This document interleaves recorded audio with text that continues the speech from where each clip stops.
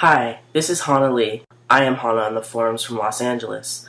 I've been listening since episode 20. Thank you all for the great shows leading up to 1,000. And now, you are listening to Comic Geek Speak episode 989, Spotlight on Hawkman and Hawkgirl.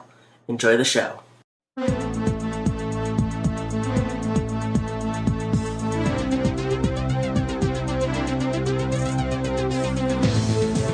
Welcome to Comic Geek Speak. I'm Brian Deemer. I'm Shane Kelly. I'm Adam Murdo. I'm Brian Chrisman. I'm Peter Rios.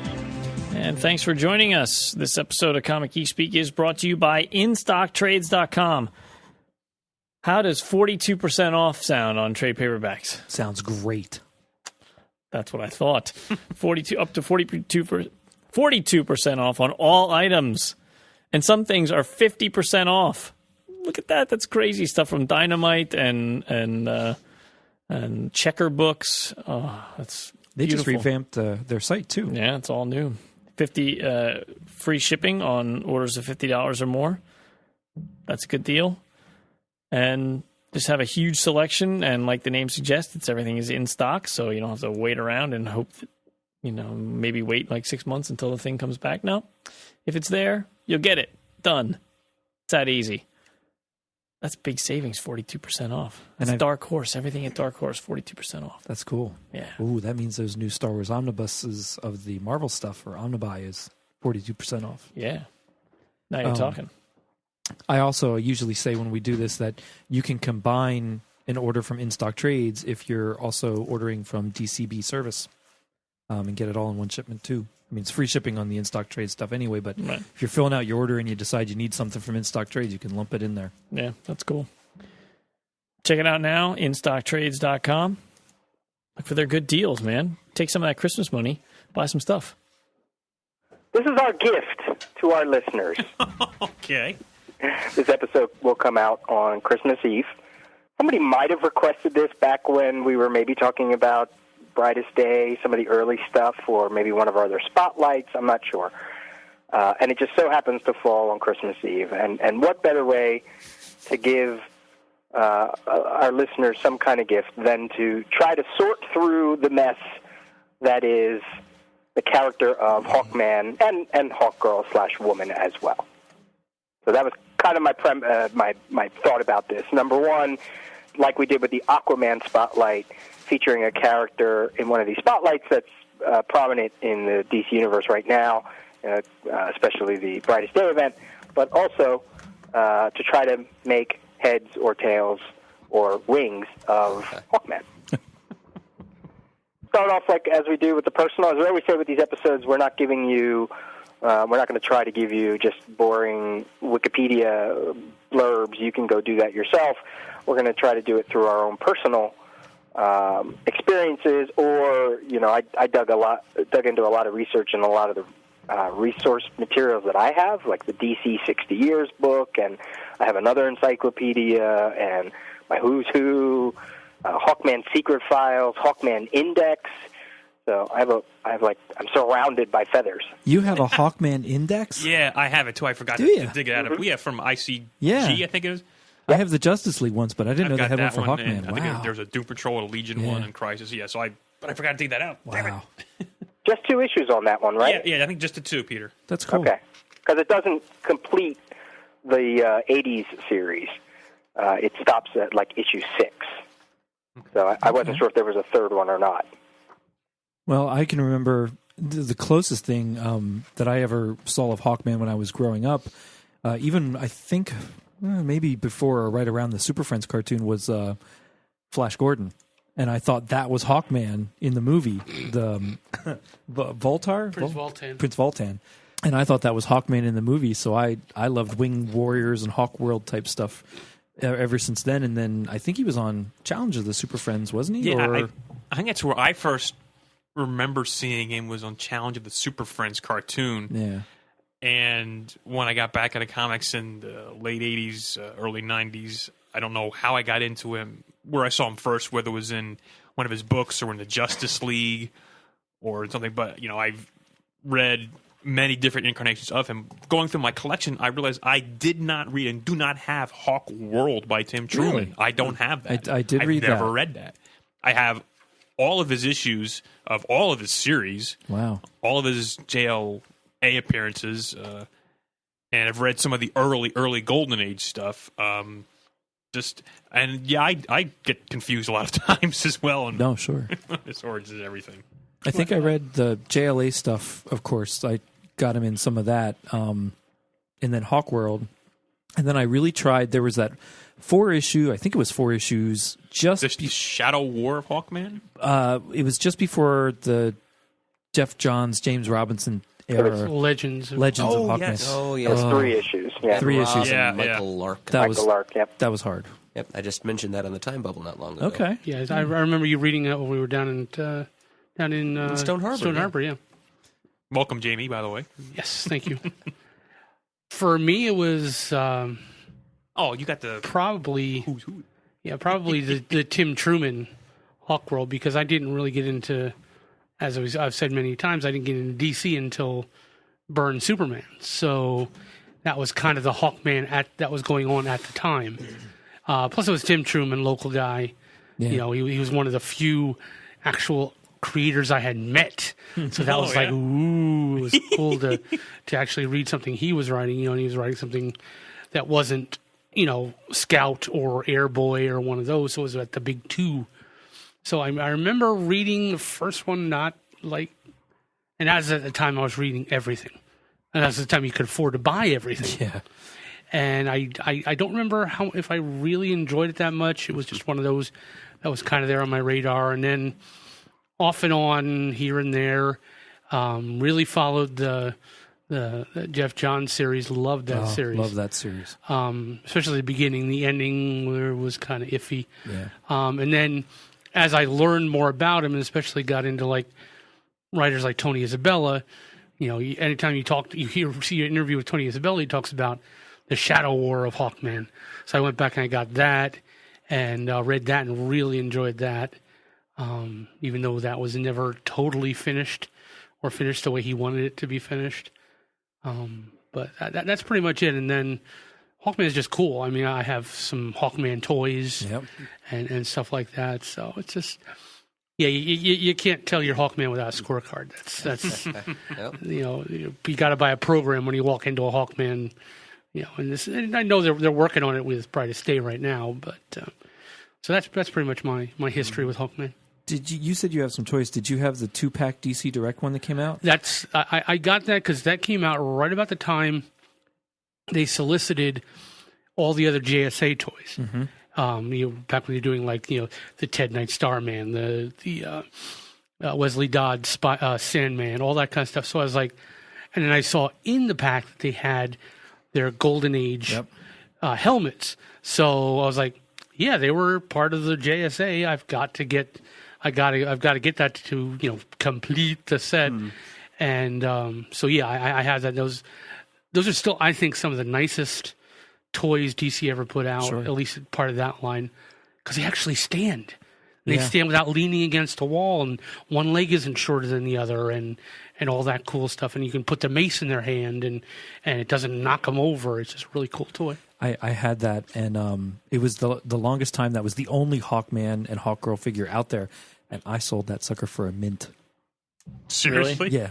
It was going for $1 at one time, and Was it still in the package? Yeah, it was one of the few things that I hadn't opened up, and I thought, you know what, I'm throwing that sucker on. I still have mine. I opened mine, obviously, and then I recently got rid of it, like at Super Show for $3 or whatever. When I sold all those figures, you know, There's something about the design of those characters that when you see pictures of them, especially when people cosplay those characters, and maybe they'll change the costume or they'll give them a different kind of look, but you see them and you just, because it's, you know, the wings are so long, big, the wingspan, you know, they just take up a lot of room, and something about the helmets and the cut of the costumes, it's pretty cool to see a live action cosplay version of these characters.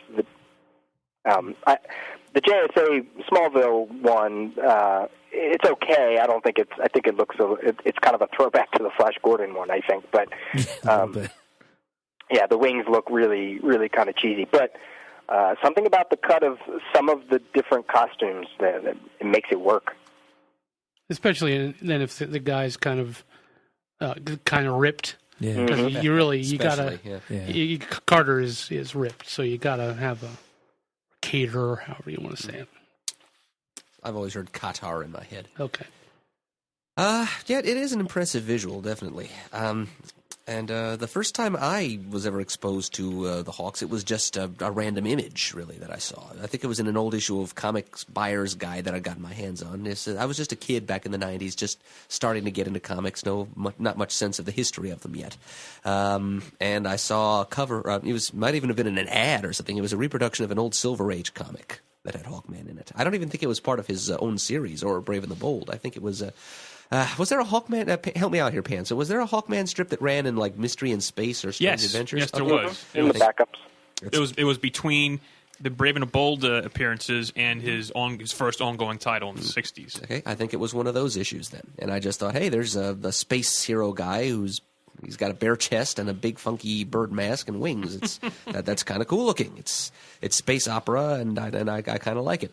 And but beyond that, I knew nothing about Hawkman. And then the next exposure to Hawkman after that would have been Zero Hour, when I really jumped into the DC universe with both feet. And Hawkman, as I'm sure we'll get into in this episode, was one of the focal points of the Zero Hour crossover, one of the problem areas that it was supposed to be fixing, and did not completely succeed in doing so, needless to say.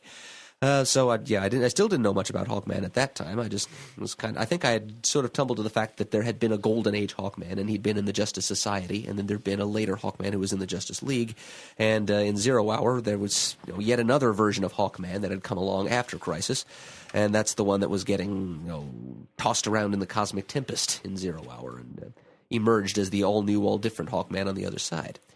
And since then, of course, I've picked up Jeff Johns' series and followed along. I haven't actually read any of his appearances in James Robinson's and the JSA series that James Robinson started. But I'm just about on the cusp of reading the Return of Hawkman series as the storyline in that series. Wow, that's some good stuff you haven't read yet. Yeah, I know. I got a lot ahead of me. But really, it's in my history as a reader, Hawkman has always been one of those other guys in the DC universe. You've got your major iconic heroes, and then you've got those other very important but slightly less iconic and less visible characters that are out there, and that just kind of exist just below the level of my radar. And so he's always been a little bit of a.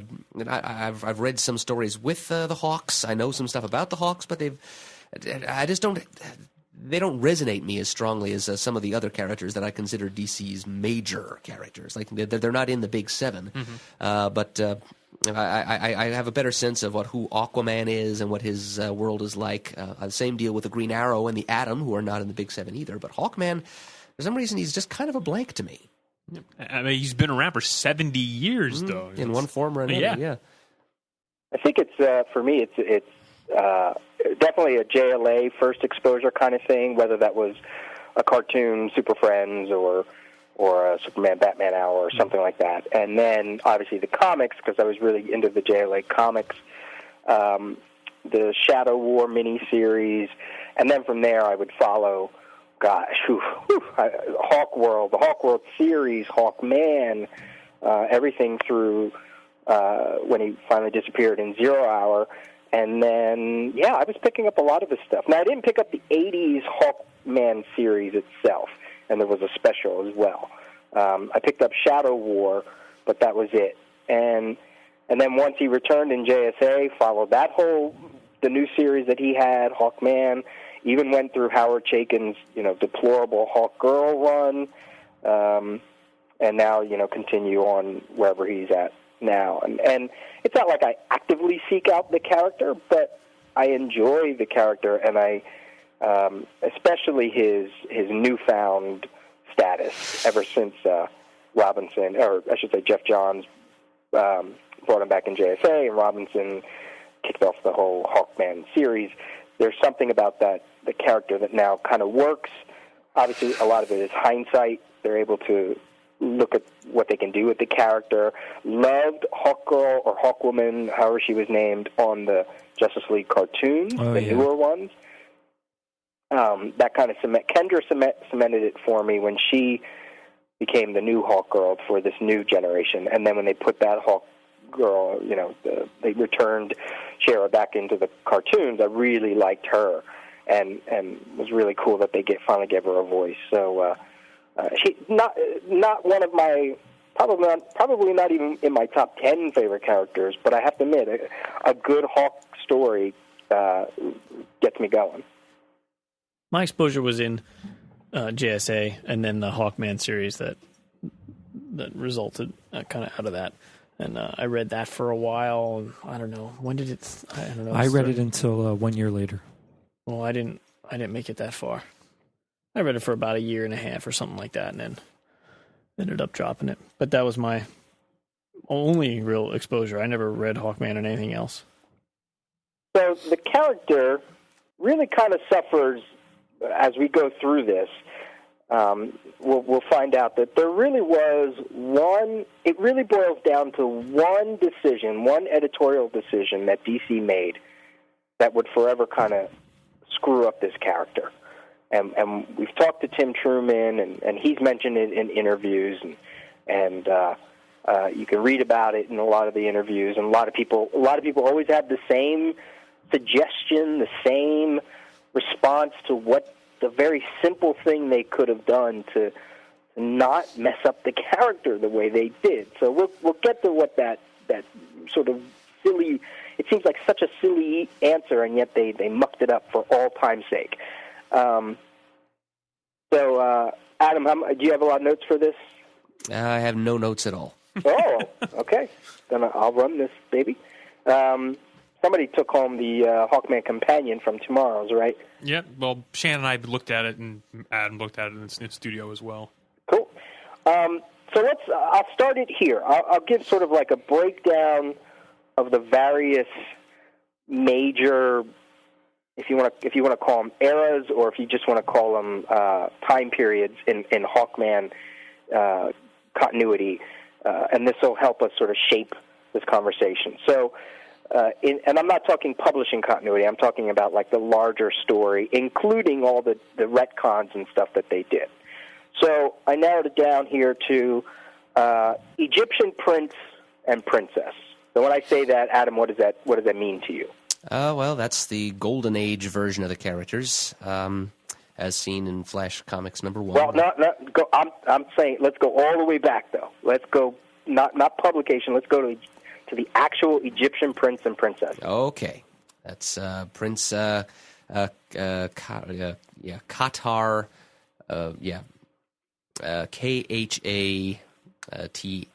I think it was.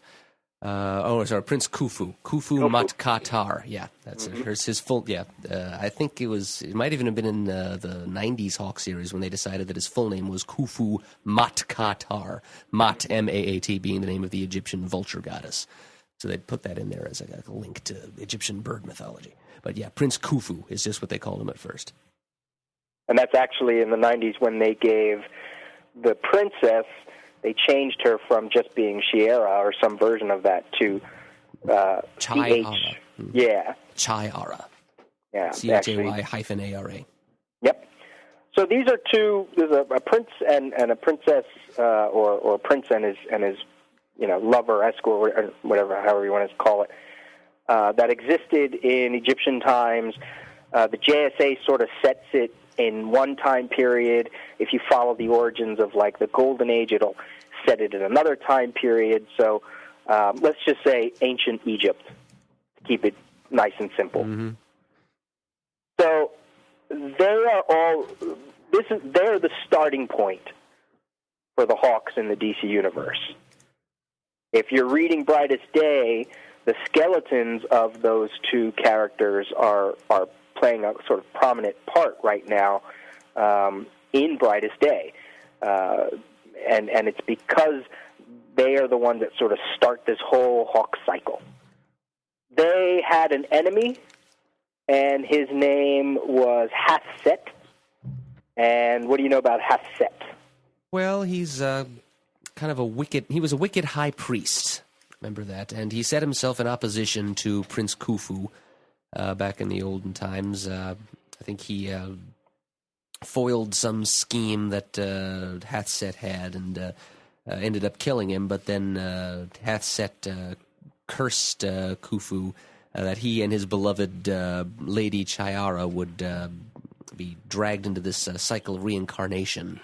Well, at first it wasn't a cycle. I mean, in the Golden Age stories, it was just like one day you will be brought back. We will all live again, and I will have my revenge. But then later on, it was established that they were reborn countless times over the ages. But at first, it was just they died in ancient Egypt, and next thing they knew, it was like 1940, and they were all back to life as far as they knew the first time. But much later on, it was retconned in that they had many rebirths. And was it that they always died at Hathset's hands? Yes. Okay. Yep, so, because Hathset was being reincarnated right along with them. Yeah, the whole thing is originally in the Golden Age story, the Golden Age Hawkman story in Flash Comics #1, he finds a knife. The knife was the knife that actually killed the prince. He bumps into Shiera just on a whim, and he realizes that she is also the reincarnated princess, and he chases a guy named Anton Haster, yeah. Haster, thank you, and that's supposed to be Hathset. So Merd's right. When it comes time for the Golden Age, that Flash Comics #1, cover date of January 1940, All American Comics. It was a sister company to DC Comics, and it was run by MC Gaines, written by Gardner Fox, and it just was very much just that simple. As Adam said, it was like, oh, I found this knife, and I am the reincarnated. I am this prince reincarnated. Now, later versions will spin that reincarnation really wide, and put it, just as you guys said, that it's a constant curse, that these two lovers are forever destined to meet each other, and when they meet each other, they are forever destined to die at the hands of Hathset in one way or another. And they wound up putting this reincarnation on some of the other characters that are in the DC universe between the ancient Egypt time and the Golden Age, right before World War II. And some of those reincarnated characters included Silent Knight and his maiden. The prince and the princess would live during that time. Another one was Nighthawk and Cinnamon during the Wild Wild West, which I kind of like that wrinkle. I like that they were able to use some of their established characters and sort of say, oh, by the way, they are wrapped up into this whole reincarnation thing. It keeps those characters in continuity. It gives them a little bit more of a purpose, and I'm sure they probably wrapped it up into some other ones too that I can't think of. But what do you guys think about that aspect? This whole reincarnating and using established DC characters to mark it along the way. I don't necessarily mind. It fleshes out some more of Hawkman history, gives him his own little universe. Yeah, I always thought it was actually kind of cool that they could, figure out a way to do it. It causes, for the nitpickers, I'm sure it causes, unnecessary, worries for them. But I think as a writer, it's kind of neat when they can do something like that and then retcon it in where it actually fits. Yeah. So we get to the Golden Age, Hawkman and Hawkwoman, as she was originally called, and then she changes her name to Hawkgirl. And as we said, first appearance in Flash Comics #1. Has anybody ever read the first Hawkman story?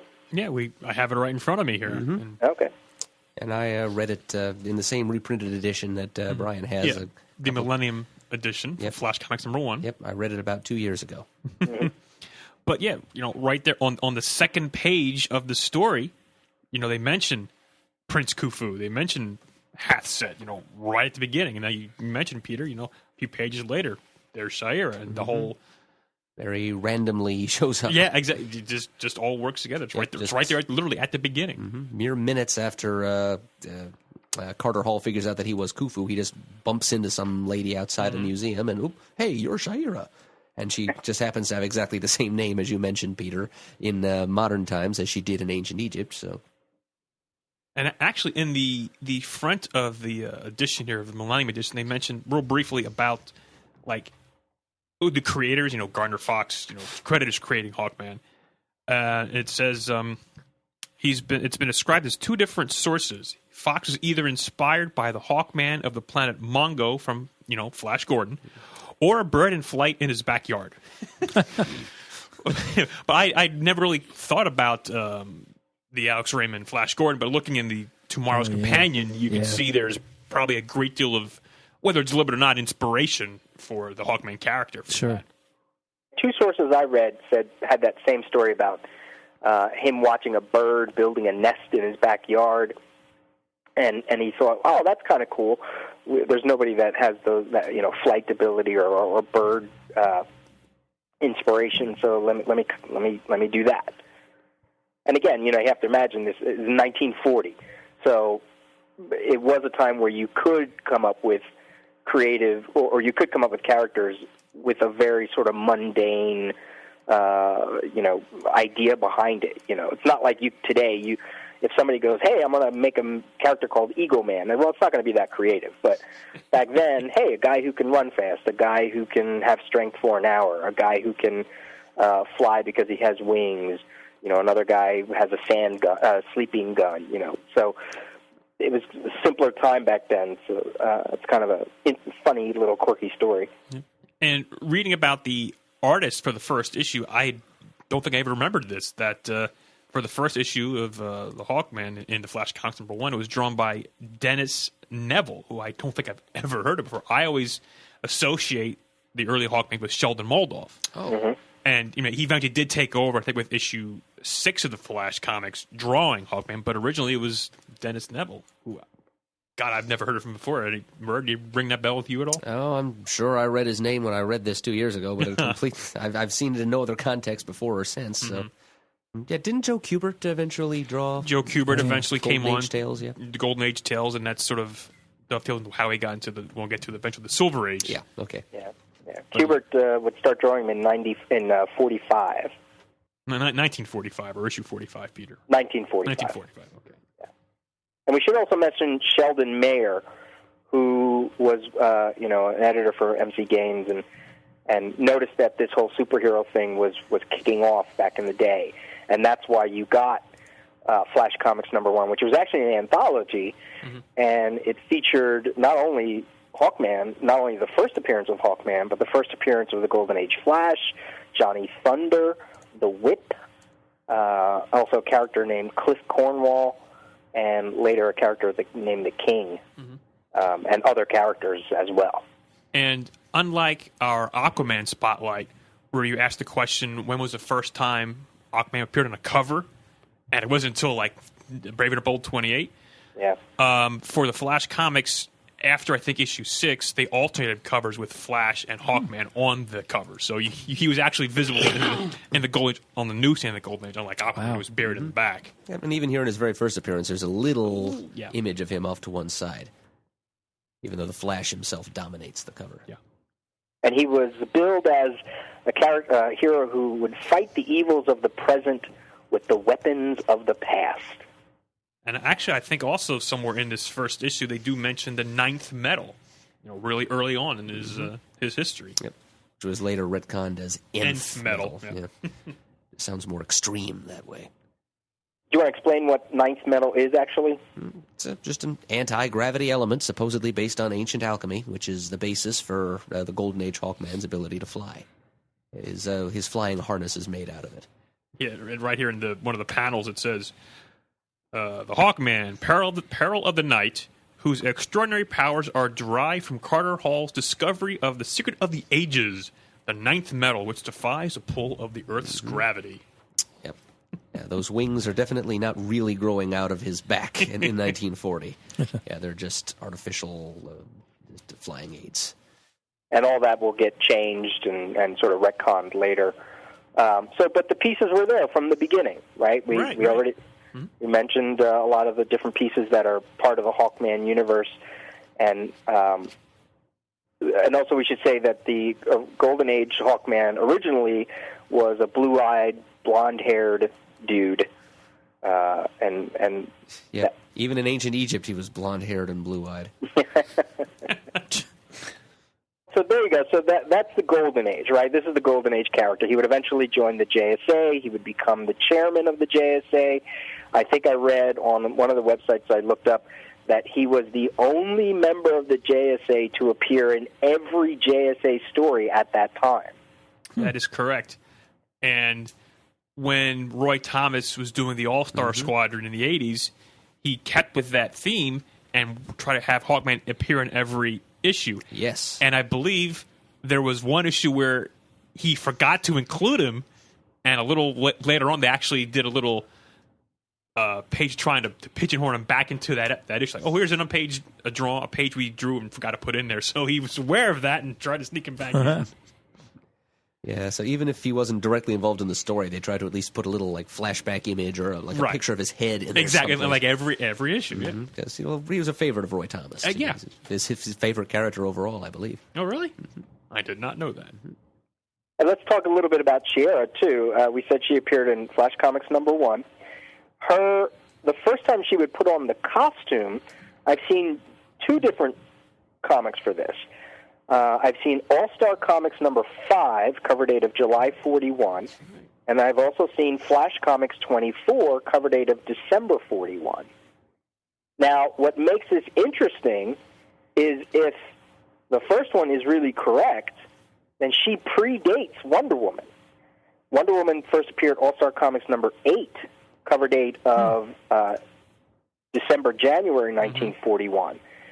So, arguably, Hawkgirl could be the first, or if she was called Hawkwoman in her first costumed appearance, she really could be one of the first female superhero characters, because there's even another character that has since come out that predates Wonder Woman, but they give Wonder Woman sort of like, because of her superhero-ness, they give it to her, but there is sort of evidence to be made that, either Hawkgirl or Hawkwoman came out either before or at the same time. Yeah, I have that issue somewhere in the DC archives, and I have a remembrance of her appearing in issue 5 in costume, if only for maybe like a panel or something. But yeah, that's clearly that would predate issue 8. Never thought about that. Who's the one who you think even predates Wonder Woman besides Hawkwoman?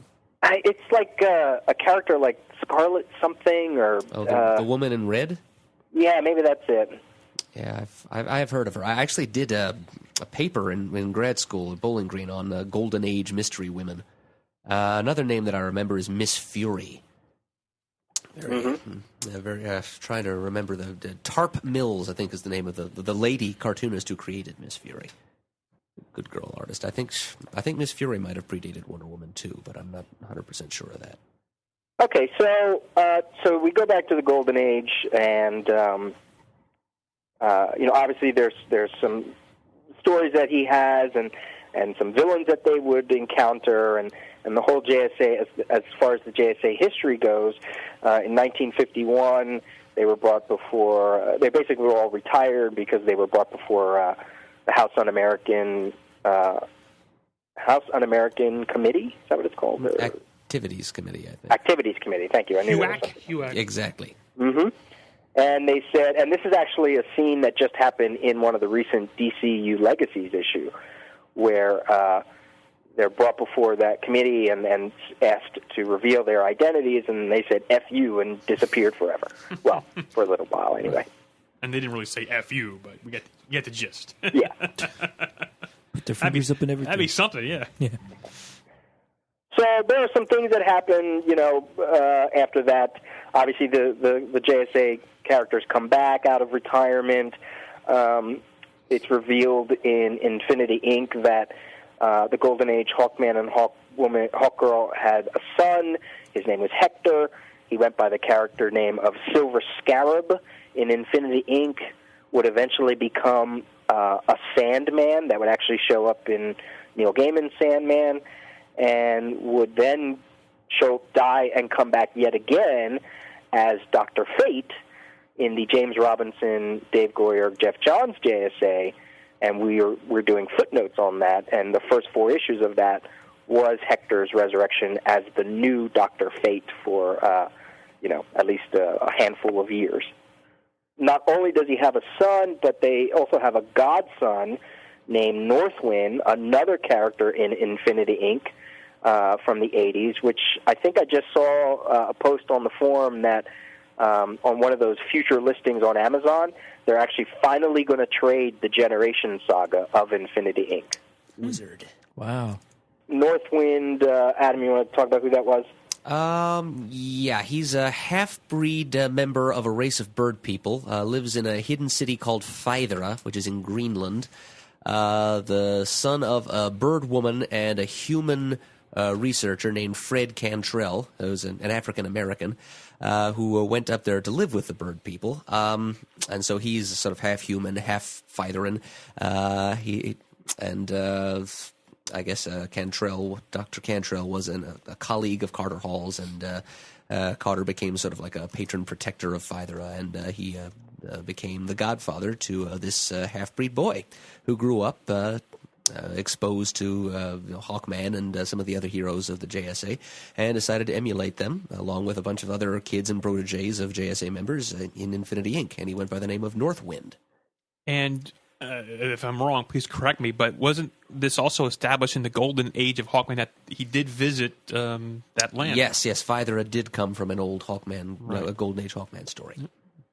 Just leave it to Roy Thomas to pick up on stuff like that and make something new out of it. And I was trying to think also if there was any other villains that we might know from the Golden Age of Hawkman. The only thing I could think of was the Ghost/Gentleman Ghost, who appeared back in the Golden Age of Hawkman's adventures, who's only I can really think of who even lasted right now. That most people know about. Yeah, well, and then there's Dr. Hastert, the Hathset. Well, yeah. Kind of goes without saying at this point. You got the Fadeaway Man. Well, he's a Silver Age guy, though. Okay, well, sorry, I didn't realize. Yeah, I just heard bad guys. Oh, yeah, I think he, in the Detective, sometime in the 70s, I think he appeared for the first time. And I just remember him from what I had read. So. Okay. Just trying to add to the conversation. Sorry. I'll be quiet. No, don't be quiet. To wrap up Northwind's story, when Kingdom Come came out by Mark Waid and Alex Ross, there was a very hawk-like hawk person, and it was at that time supposed to be. Was it supposed to be Hawkman in Kingdom Come itself? Yeah, he was called Hawkman. Was he more of a hawk? Oh, he was definitely more of a hawk. Yeah, the whole avian head with an actual beak growing out of his face and everything. Even to the point where in the dramatization of it on audio, they had like a hawk chirping in the background when he would do stuff. I don't remember if it's Carter, sort of evolved, but what they did was they took that design, threw it into later issues of the JSA Jeff Johns series, and made it actually Northwind. They made it so that they evolved that character and gave him the Kingdom Come design, and he had a few adventures in that series later on. And then after that, I'm not quite sure what became of that character, but it was kind of interesting that they would pull that design out of Kingdom Come and give it to another character. I think the explanation they used was that Northwind, as he aged, like the Phytheran side of his genetic makeup manifested itself, and he became all bird-like, as opposed to the basically human features he'd had up to then. Yeah. And what bothered me, though, is that he lost the ability to speak, which doesn't make a lot of sense because Phytherans can speak. We'd seen that in issues of Infinity Inc. And he also, for some reason, turned kind of crazy and evil and joined forces with Black Adam. As we said, the JSA retired. They came out of retirement. They would join the JLA on a couple of adventures. So in the meanwhile, before that JLA JSA team up stuff, we get the Silver Age explosion for DC, and all these characters, Flash and Green Lantern and the Atom, are all getting a new spin. Julius Schwartz is creating, new characters from old cloth, and we get the first appearance of the Silver Age Hawks. Somebody want to talk about that? Yeah, that was Brave and the Bold, number 34. Cover date February-March of 1961. And again, just like he'd done with The Flash and with Green Lantern, and I'm trying to think who was next. I guess it might have been Adam reviving all the Golden Age heroes. Julius Schwartz teamed up with Gardner Fox to bring back the Hawks.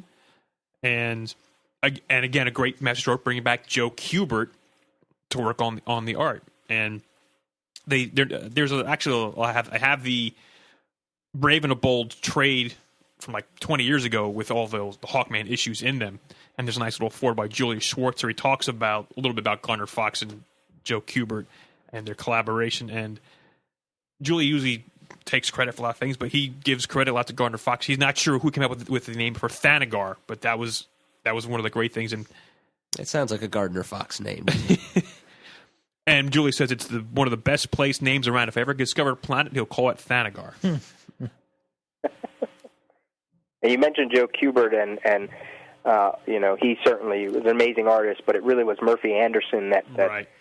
would really spin the Hawkman the character. When he got his own series a few years later. Mm-hmm. I said this before the show started. That is an awesome trade you have there from 20 years ago. I don't think I've ever seen that. I'm sure it's out of print. Oh, yeah. I have a copy of it. Yeah? Yep. That's cool. And so Hawkman appeared in 3 consecutive issues of The Brave and the Bold, as opposed to Showcase, where you see a lot of the other heroes come out of 33, 35, and 36. But it wasn't enough to give him his own series. So about a year after issue 36 came out, they tried it again, issues 42, 43, and 44, and still didn't get his series. And then, like we talked about before, he made a few appearances in Mystery in Space before he made his debut in 1964, cover date of May, with Hawkman #1, his own series, where we see Murphy Anderson, front and center with the art, and Gardner Fox still writing. And he joined the JLA at about that same time. Yeah, I'm thinking right around the same time as that. I'm not sure the exact issue. Issue number. 107 or something? Oh, like no, it had to be 977? Yeah, I think it was still the double digits, yeah. I just picked up that issue. I know I just bought it within the last 2 years. Although the names are the same, Hawkman and his partner would start out as Hawkgirl. She does the reverse. The Golden Age was Hawkwoman and became Hawkgirl. This one was Hawkgirl and would eventually become Hawkwoman. They have the same names, but they're aliens from the planet Thanagar. And Thanagar orbits the star Polaris, and they come to Earth chasing Biff, this criminal. And they come to Earth and they set up shop on Earth in Midway City at the Midway City Museum. And technically somewhere it's supposed to be like Michigan, maybe, like St. Louis, which also featured the Doom Patrol. That was also their home base as well. And once they arrived on Earth, they would befriend a character named George Emmett, who was a police commissioner. Since the Hawks on their world were considered police as well, they were able to, befriend the police here in Midway City. They get set up with the identities of Carter Hall and Sierra Hall, riffing off of the same names as the Golden Age Hawkman and Hawkgirl. And they would have, wacky adventures, space adventures, Earth adventures, but they were aliens who just happened to look human. And that was their lot in life for the Silver Age, and Hawkman would join the JLA, and it would be a while before Hawkwoman would actually join the JLA. And this is the time period that you would get a more established rogues gallery. Yeah, right from the third page of their appearance in Brave and the Bold, there's a really quick explanation of, like you mentioned, from Thanagar, the Polaris system, and Carter Hall, and they're chasing, like you mentioned, Biff to Earth, and they're gonna track him down, but they have to learn Earth's customs. So they what is later named. You want to say? Oh, the gizmo they use to learn about Earth's culture and language? Zorbascan, yes. That's how they learn about Earth's customs, and boom, they integrate themselves into Earth's society. Yep, and it also lets them talk to Earth's birds. There was a lot of experimentation of what exactly some of their, abilities. Also, you mentioned Emmerich. There's also the character Mavis Trent, who is like tries to get in a love triangle. Well, is in a love triangle with Carter and Shire, though. I just love. She always integrates herself in the worst possible moments. Trying to, they're trying to go be Hawks, and she pops in. Oh, Carter, wait up for me a minute. Now, are they married in that first appearance? I think so. I think they were married before they ever came to Earth.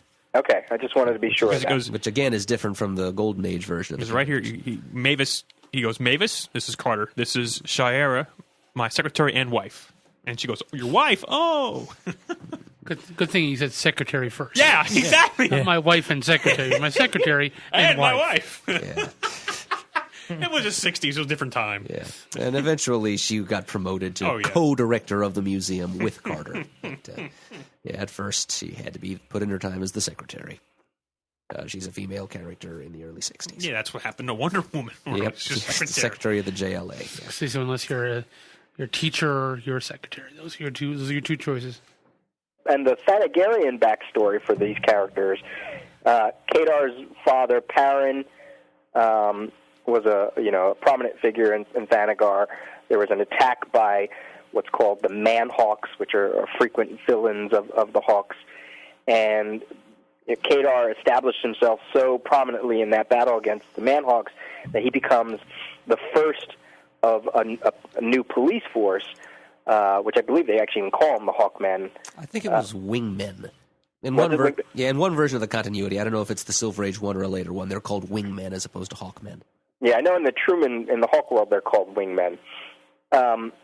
And he actually marries Shayera Thal, as we said. Her name is Shayera, not it's spelled differently from the Golden Age. Shayera instead of Shiera. Mm-hmm. And part of the mythos of those two characters is that he proposes to her alongside a waterfall that played into like one of their previous policing encounters or something like that. Yeah, their first case together, right? It was if I remember my Who's Who correctly, they went up their first case together as partners. They hated each other, of course, and then they went up against this group called the Rainbow Robbers. And their headquarters was behind a waterfall, and they learned to like each other in the course of breaking up this ring. And then they went back to the same waterfall, as you said, Peter, which was the headquarters for the Rainbow Robbers, and they proposed there. Yeah, just a cool little sort of tidbit about their origin, that I kind of like. They joined the JLA one at a time, and some of the other. We were talking about some other rogues, so we want to rattle off just a few of them. Okay, well, we've got Bithrock, the big, the mad scientist guy they fight, and, master criminal who has that shape-changing chemical he uses to turn himself into monsters. That's their first bad guy. You mentioned the Man-Hawks, Peter. Shadow Thief. Of course. Jamie mentioned the Fadeaway Man, who came along later. Also, a much later addition to their rogues gallery is Landmine, who is a colleague of the Halls from their lives as museum curators. He was exposed to a meteorite that turned him into a rampaging lion beast, which again is a callback to Flash Gordon and the Lion Men that were characters there. Let's see, there's the Gentleman Ghost. We mentioned him. Matter Master? Mm-hmm. Mark Mandrill is his real name. His alchemy powers. There's one that's at the tip of my tongue here. The Silver Age Hawkman. Looking through the book so far, you've hit every one that I see. Actually, was Dr. Light originally a Hawkman villain? No, he was originally an Atom villain. Okay. I know some versions of his origin have it that he got his technology by robbing a Thanagarian lab. Oh, okay. He discovered a portal to Thanagar that he used to just walk through, grab some Thanagarian tech, and walk back. And son of a bitch. The stuff he grabbed just happened to control light, so that's how his powers came about. So I guess we can, even if he didn't thank fight... goodness he poured into like a bathroom or something. I got some Thanagarian toilet paper. What the hell am I going to do with it? Dr. Flush. Jeez. Yes. Sounds like a good what if for the Yes. DC universe. There's also Hiatus. Oh, yes. Hiatus of Alistair. So they have all these, they have JLA adventures, they have their own adventures. Hawkman becomes really good friends with the Atom, basically because his title gets, subverted and it becomes Hawkman and the Atom, or Atom and the Hawkman. Yeah, Hawkman's series entered issue 27, and the Atoms at issue 39 became the Atom and the Hawkman. Yeah. And also just one other, not really a villain, but an appearance in the Hawkman title. Issue 4 was the first appearance of Zatanna. There you go. Another sort of wrinkle in the whole Thanagar thing is that the Thanagar people would have a war with the planet Ran, who is that's the planet that Adam Strange is on. I know in World's Finest Comics there was this Ran Thanagar war that was going on. That was in the 70s, I guess? Yeah, late 70s, early 80s even, I think. Yeah. And then just to sort of wrap up, their whole thing, we talked about their 80s stuff. Most of those issues revolved around what was called the Shadow War, which was this sort of renegade Thanagarians coming to Earth and causing all kind of muckety-muck. There was some marriage strife between Hawkman and Hawkwoman, actually, that was going on in JLA or maybe even in World's Finest, casually mentioned here and there. And we should make mention that Hawkgirl would become Hawkwoman in World Finest Comics 272 in 1981. She actually demanded that she be called Hawkwoman from her Hawkgirl, Hawkgirl name. She no longer wanted to be called Hawkgirl. They go through the crisis, and we think everything is kind of hunky-dory. And around, 87, 88, 89, I forget when Hawkworld actually came out, the 3-issue miniseries. Well, they had an ongoing series in between there, too. Yeah. But 89, Peter. 89, okay. Was there any? I didn't think there really was that much that came out of that series. It was just fallout from Shadow War, basically. Yeah. But yeah, the first issue of that was August, the cover dated August of 86, written by Tony Isabella, who I think also wrote the Shadow War. Yes. And so I have the first issue right here in front of me, so I just thought I'd mention it. So crisis happens. Obviously, DC is going through a whole sort of, flux where they're trying to update or change or reboot some of their characters. And off of the Dark Knight Returns Prestige format miniseries, they're giving all these characters Prestige format miniseries. Green Arrow got the Longbow Hunters. Adam Strange would have one that Mark Waid would sort of muck around with. And they decide to give Tim Truman Hawkman and say, here you go, do something with this. And he presents 3 issues of a more fleshed out origin story, taking a lot of what was already built up.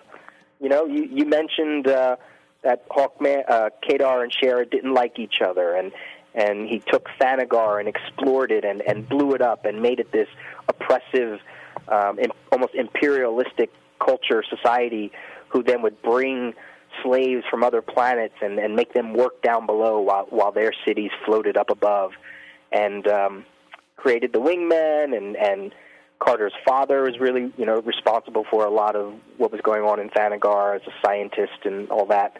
So he just really exploded this origin story, and I mean, I loved it. I thought it was, first of all, I thought it was beautifully drawn, and yes, it was, it kind of was dark because it gave Kadar, a drug problem, and he wasn't so noble in the beginning, and but I enjoyed it. I don't know what you guys thought. I really enjoyed it. Yeah, I enjoyed what I remember reading of it.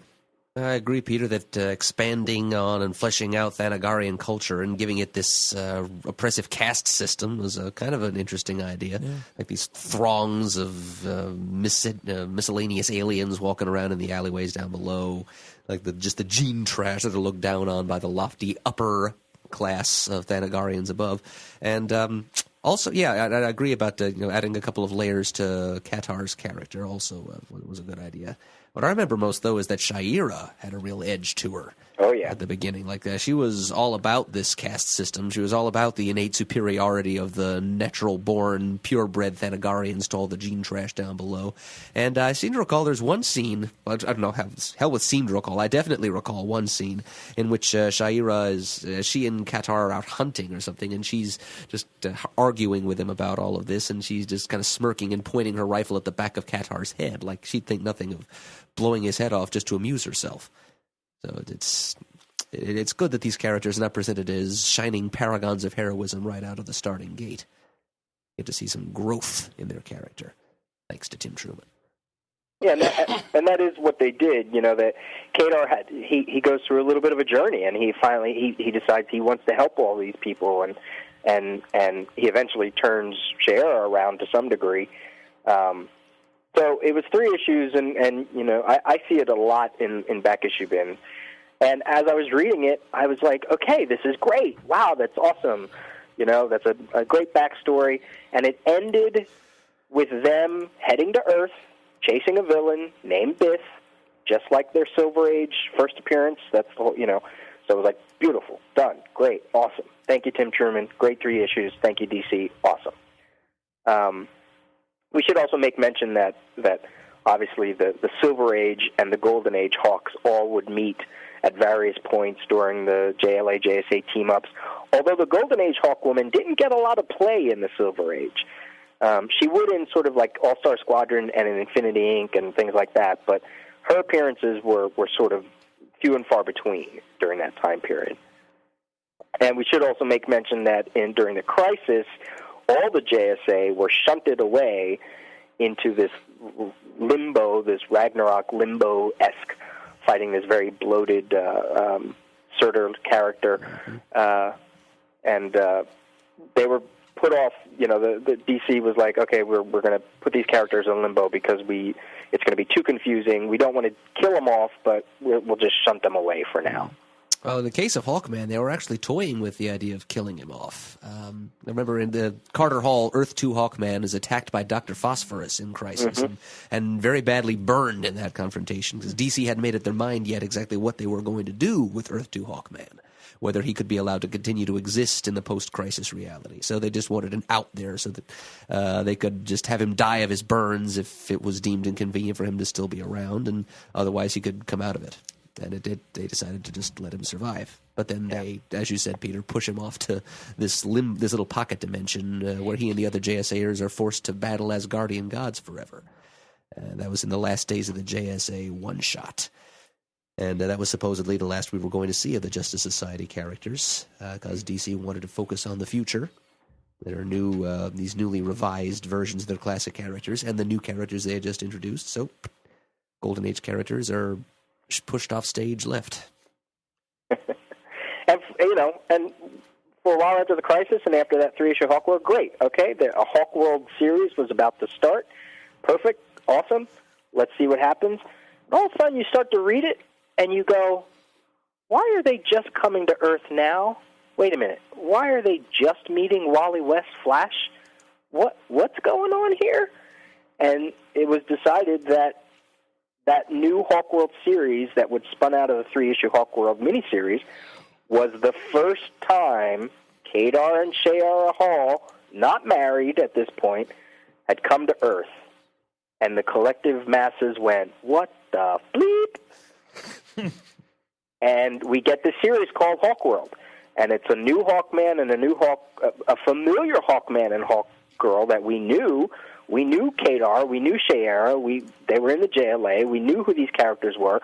They were on Earth for the first time, having these adventures in these weird body armor uniforms, and then they had these really ugly red and yellow uniforms, and they just... And the wings weren't feathered anymore, they were just sheets of metal. Some characters would pop up that we thought we already knew, and they would have these adventures, and all of a sudden we were just all baffled. And this is, as I teased early in the beginning of the episode, had DC editorial just done one thing at the start of Hawkworld #1 of the series, had they just had a caption box that said 10 years later, everything would have been fine. Had they treated Tim Truman's 3-issue Hawkworld as an origin story that took place before the Silver Age Hawks came to the DC Universe, came to the DC Universe's Earth, we would have been fine. But they didn't do that. And because they didn't do that, that meant all readers and Hawkman fans said, well, then who the hell are the Hawkman and Hawkwoman that are in the JLA and that fought in all the JLA adventures and that fought aside the Golden Age characters, the Hawks, and that were in Crisis? And you know, what's going on in Invasion? Well, then who was that? So that meant that creators had to come up with who these characters were. So instead of making it easier on themselves, now we start the dominoes of making this character just really convoluted. I'll take the first one, and then the first thing they did, or one of the things they did, was they said the Hawkman and the Hawkgirl that was featured in the JLA, in the early adventures of the Silver Age JLA and everything sort of up to the Crisis, they decided that was going to be the Golden Age Hawkman.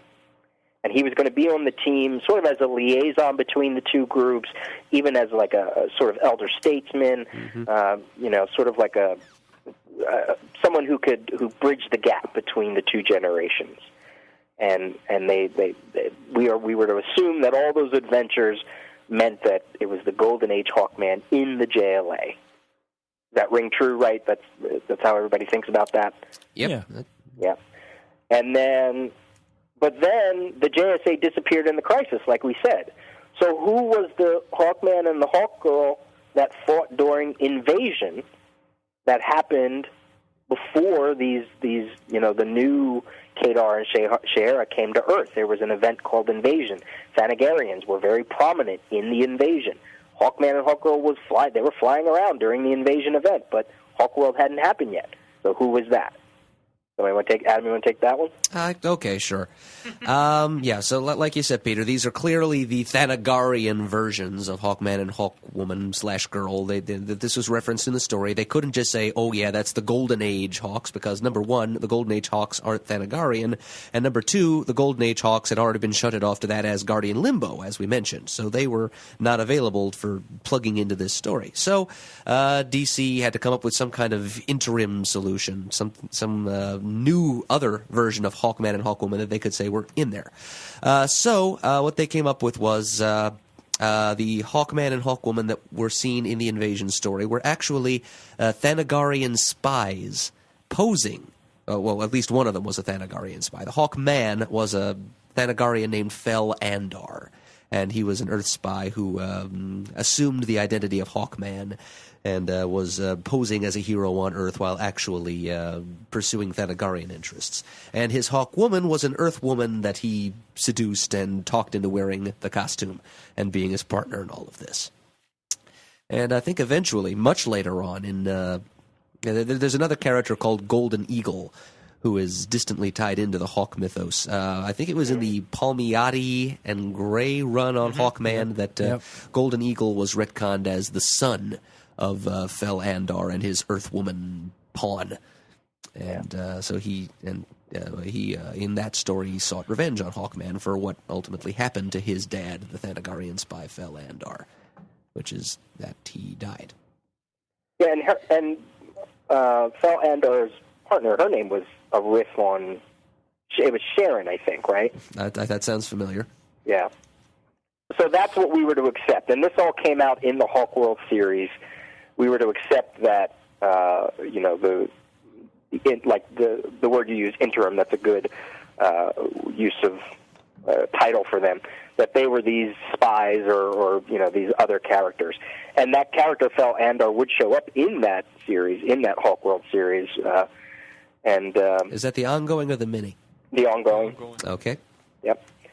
And because he would come back and try to reenact his revenge and all this. So there you go. So we were just to assume that we had to just take all that at face value and go, okay, all right, I guess. And then by the end of that first Hawkworld series, some strange, weird things were happening, and I think Tim Truman came back, and suddenly, Hawkman disappeared. The alien Kadar Hawk, he just disappeared and left Shayera, and the series ended, and we were going to get a new series called Hawkman, just Hawkman. We get a little more backstory now with Hawkman. It gets revealed that Kadar, the Thanagarian that just came to Earth, not only is he Thanagarian, but that his mother was from Earth, and she was an Indian, American Indian. Wow, I don't remember that part. Oh, yeah. I do.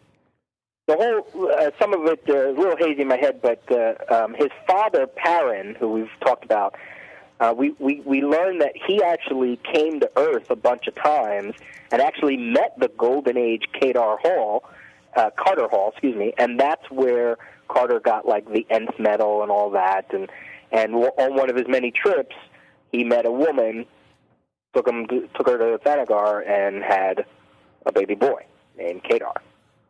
So it was kind of, I guess, their way to connect him to Earth, even though it wasn't like we were clamoring for that or anything.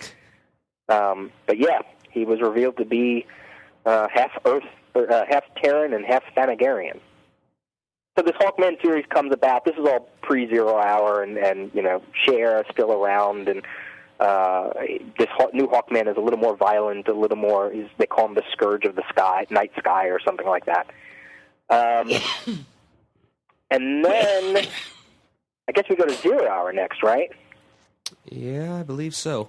Yeah, do you want to take that one, Mr. Zero Hour Man? Well, okay, well, I'll try. Yeah, it is explicitly stated in Zero Hour that Hawkman is one of the focal points of the temporal disruption that is taking place in the DC universe in Zero Hour. The idea is that the shock, there's like aftershocks from the big space-time upheaval that happened in Crisis on Infinite Earths that started time over from its beginning with one universe instead of many, and that the space-time continuum never quite settled down after that. And that is what Zero Hour was. It's just these little holes or rips, these inconsistencies in space-time that keep popping up, or continuity errors, as we call them. And this whole big clusterfuck with Hawkman stemming out of Tim Truman's Hawkworld series is one of these. And the whole plot of Zero Hour is that this mysterious bad guy, who turns out to be Hal Jordan, is manipulating these little blips in the time stream and exacerbating them in an attempt to just rip all of space-time asunder and start it over again in his own image. So one of the things that needs to be done in Zero Hour is to straighten out supposedly Hawkman's history. We see panels of all the Hawkman splitting himself into a couple dozen variants of himself, and Pants is gesturing for the Hawkman companion. He's going to show us all in the studio the panel of which I'm speaking. So yeah. And somewhere and so Carter Hall and Shira Hall, the Golden Age Hawks, show up along with the rest of the JSA and take part in this crossover. They try to fight Hal Jordan's lackey Extant, alias Hank Hall, and they get zapped. And well, what happens to the Hawks? They are caught in a chronal energy discharge. I mean, the depiction of this particular event varies. I mean, there's in Zero Hour miniseries, it's a chronal energy discharge that zaps them all. In the crossover in the Hawkman ongoing series with the 0 Hour banner on it. It's the energy blast actually comes from a supporting character named Mongrel, who comes out of the Bloodlines crossover, just to make things even more random and stupid and confusing. But anyway, the important thing is an energy blast zaps all the Hawk people who happen to be standing together, and it merges all the space-time variations of Hawkman everywhere, every when, into one being who has the consciousness of this, half Native American post-crisis Hawkman that we've been seeing in the ongoing series, and so this is supposed to be the new paradigm for Hawkman going forward. And on reflection, I don't think that really did much to solve the problem, because it didn't straighten out his history in any way. It just crumpled all the existing Hawkmen into one, but all their histories are still as twisted as ever. The basic pay no attention to the man behind the curtain ploy? Something like that, yeah. Okay, so his history is still screwed up, but look over here, animal avatars! Because that's what Hawkman spent his time doing after 0 Hour, tracking down these godlike animal avatars, of which he supposedly was one, thanks to his American Indian heritage. And actually, that's the first time when we got this this business with the Shining Knight and Nighthawk and other historical DC type characters being tied into the Hawkman mythos. They were all, instead of being incarnations of Prince Khufu, they were all bearers of the Hawk avatar. So that was the dominating theme of Hawkman's series after Zero Hour happened. Yeah, they weren't quite, what we talked about earlier about all the reincarnation, that hadn't factored into their origin yet. He now had hawk eyes, he had a scar over his nose, he had long hair, he was colored darker, it was just sort of their way. And they wrapped up this hawk avatar into being the basis of why they got nth metal, because by trapping this avatar, this big hawk god, they could utilize his powers. All the energy that he gave off was the reason why all this nth metal was in existence. And then eventually this character, this merged Hawkman, would meet up with the avatar, and I think all the nth metal was like all over the universe. The power was sucked out of all the nth metal, and by the end of that series, in a way, and I've read it multiple times, but I still don't have it in my head, they just all basically went away. The Avatar, this merged Hawkman, boom, done, gone. The Golden Age Hawks, they were gone. The only one was left was Shayera. She was the only one that was still around by the end of this. I think Qatar the merged Qatar made some kind of bargain with Neron, too, during Underworld Unleashed. So that's another little continuity tributary that needs to be taken into account. A lot of the reason why they did that was because they just felt that, in one of the terms that I see used a lot is that they felt Hawkman was too radioactive as a character, that he just was so hard to wrap their head around. Readers were having difficulty, so much to the point that when Morrison did the JLA and wanted to make a new Hawkman character, they said, fine, make a character, but you can't use the name Hawkman. And he came up with the character Zariel. And he even, I read somewhere, wanted to start like a petition. Like, he really wanted to use the name Hawkman. He felt that the name was strong enough, but DC just said, no, can't do it. We want to keep him on the back burner. And they did. They kept the character on the back burner for a long time. Which is kind of odd, because Zuriel was fine and all, but he's no Hawkman. Yeah. There was the first time you see, or one of the first times you see the character, he comes plunging through the roof of an apartment, and Aquaman is standing there, and he just Aquaman sees the wings, and all he says is, Qatar? Yeah. And it's really hushed, and I thought it's a great moment, but they couldn't use the name Hawkman. Okay, so the character is radioactive, there's no Hawkman, Shayera's around, and we fast forward to what we will, maybe someday eventually get to in our footnotes in JSA, maybe, the return of Hawkman. And it's a story. Well, actually, let's back up.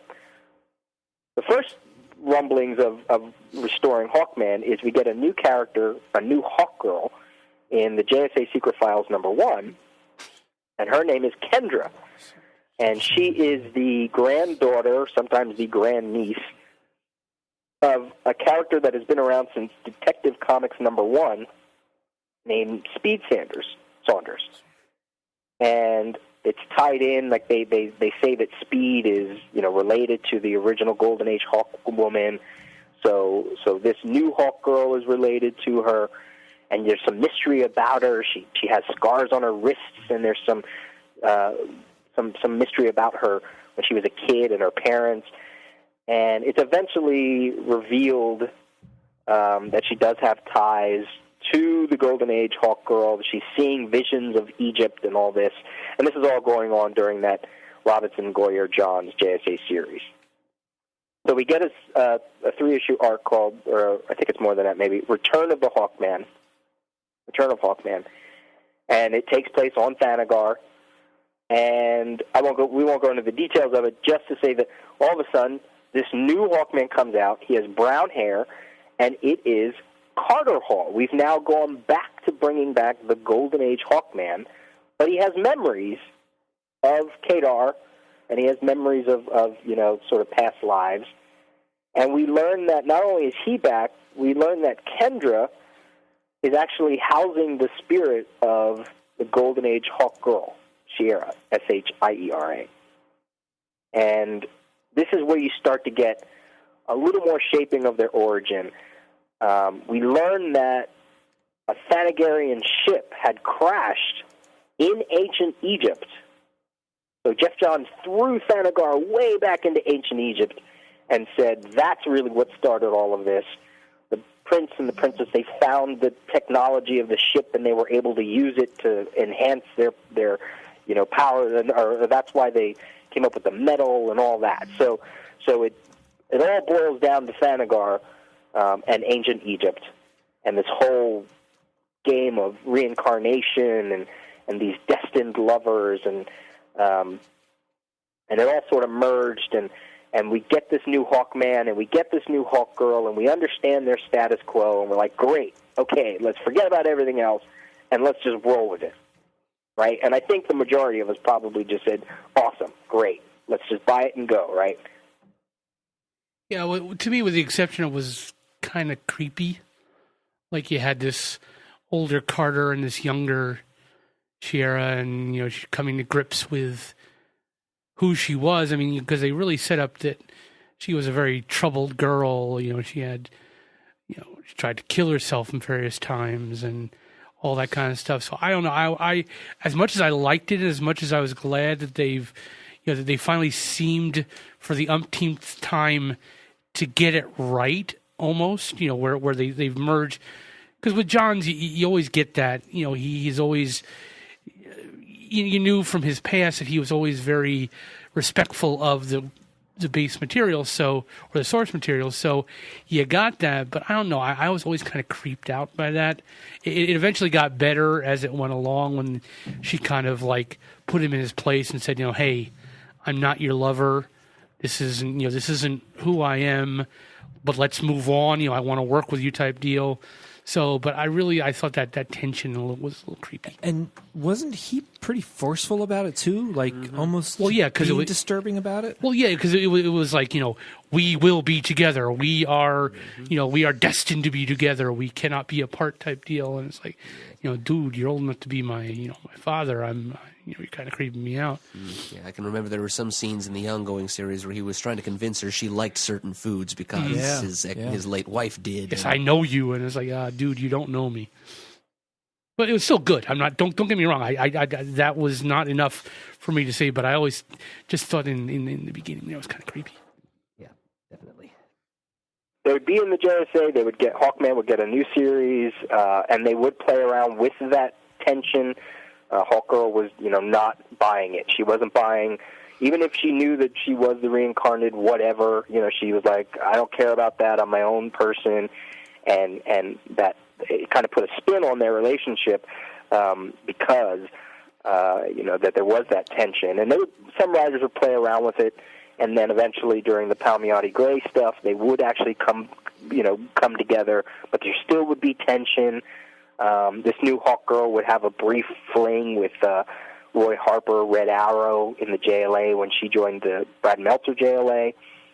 I think it was even implied that Power Girl wanted to have like something with Hawkman, but she says to Roy Harper, Power Girl says to Roy Harper, don't get in the middle of those two. That's a fate that you just don't want to get into. All along, and then that's it. Those are the characters that we were stuck with for, a couple years. And all that other stuff still existed, right? Like, as far as we know, Golden Age, Silver Age, the Golden Age characters being in the JLA, those imposters that filled in the gap between the Golden Age and the new Hawkworld run, and all that still sort of is in play, and I was hoping somewhere down along the line they would maybe have something that would sort of shake that up and push Hawkworld back to the Silver Age so that we could enjoy having Kadar as a member of the JLA back then. In hindsight, Infinite Crisis might have been that opportunity. Yeah. I mean, they did that. That's exactly what they did do with Wonder Woman, because at her post-crisis reboot subtracted her from DC's Silver Age continuity and replaced her with Black Canary or what have you. So if they could put her back in as a founding member of the JLA, why couldn't they do the same thing for like the Thanagarian Hawks? Your guess is as good as mine. Now, can I ask where, or maybe I'm misremembering, does Black Adam fit into their history at all? With In ancient Egypt, Yeah, was they- the whole. But how did he know them? Well, he was just present as a champion, wielding the power. Yeah, that was in JSA issues. There was a storyline called JSABC. I couldn't remember. I'm just. I think that it has to come after. I think Return of the Hawkman. Yeah. Yeah, but you see Khufu and Shiara and Teth Adam, as he was called back then, just kind of hanging around and helping them out. Okay. You also saw an early Metamorpho and even a mention of Blue Beetle. They threw together all the ancient Egypt characters and decided that they would all sort of live in the same time period. I forgot about the Metamorpho. Nabu was there too, like Nabu Wise, Dr. Fate. I know that there was some. I didn't read it, but during the let's see. Well, let's go here first. So during Infinite Crisis, where they could have changed all this stuff up, and especially during the Thanagar War, the Shiera from that Hawkworld series actually makes another appearance, and she eventually dies. They kill off that character, which I thought was a shame because I liked her, but what are they going to do? They can't have her floating around and bring back another version of Hawkgirl. Why? She was like the last remaining tie to all of that. So I guess they said, "You got to go, babe." Yeah, they did something similar to Hector Hall too, because he ended up dying. He and his wife Lyda. I think it was right around the time of Infinite Crisis, actually. Yeah, just swept them under the rug as well. Yeah. And then in that next Thanagar Holy War series, apparently they did something with Hawkman and his origin, but I didn't read it. And so I'm hoping they didn't do anything too crazy, but I have a feeling they did. It doesn't matter because in Blackest Night, the two Hawks are killed, and by the end they are resurrected. And when Kendra is resurrected, she's actually resurrected as the original Golden Age Hawkgirl, Shiera Hall, Shiera. She is back. The spirit that once inhabited Kendra is now fully back again. And we are now left with Carter and Shiera Hall, the Golden Age Hawkman and Hawkgirl, for a new era that is currently going on in Brightest Day. There you go. Merry Christmas. It's a shame that it's so friggin' convoluted. All that middle stuff around Crisis and the Justice League and those alien imposters. It's like, just get rid of that. That's all you have to do is get rid of that. Say that Hawkworld took place, 10 years before, what is it, Brave and Bold 34, right? Or right before Brave and Bold 34 in 1960. Just say that it takes place right before then, and you'd be fine. And then you could forget that Hawkworld series, or they could still be there, and just, I don't know, just make it easy on yourself, and they just won't do it. No, I mean, because around that time, like you said, Peter, they were really changing up a whole lot of characters. You had said Green Arrow was really changing from who he was into, really almost a different character, and they had done it with Batman, with Dark Knight Returns and things like that. So it was really the grim and gritty, and I guess they just don't want to, when they make that leap, they don't want to ever say they're wrong. So is there anything else we should bring up? Do you want to even talk about? I mean, to me, the one thing I find interesting, at least right now, with Hawkman and Hawkwoman, is the fact that the whole Zamorian aspect of it, where they're supposedly the Zamorians are the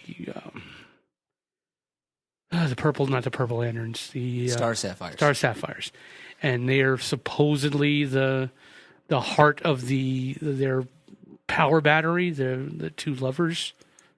I guess if we go back full circle, We talked earlier about the skeletons of the original bodies of these characters are playing in Brightest Day and have set, and they're trying to break the cycle, this whole cycle of rebirth and death, and they're trying to just end it once and for all.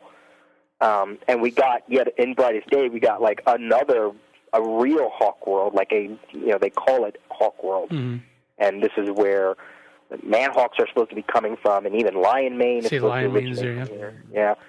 So maybe this, I don't know, maybe by the end of all this, maybe they will sort of spin them back somehow. Maybe I don't know. I don't know what to expect to come out of this. And yeah, that's sort of a new wrinkle. Every the heart of the Star Sapphire is supposed to be this couple of true love, I guess, this fated, destined lovers, and it's supposed to be the Hawkman, which I always think kind of weird, or I don't know, like, ancient Egypt doesn't go far back enough, I guess, for me to believe that. Why would they be the ones that would be sort of the inspired?